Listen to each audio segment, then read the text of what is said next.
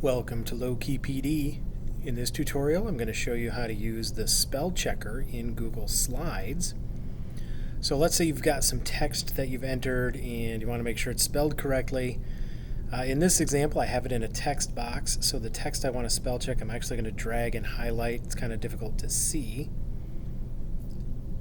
But once you have it highlighted, go to Tools, Spelling, just go to spell check, and then it will look through there, and words that it thinks it knows what you mean but are spelled incorrectly it will find.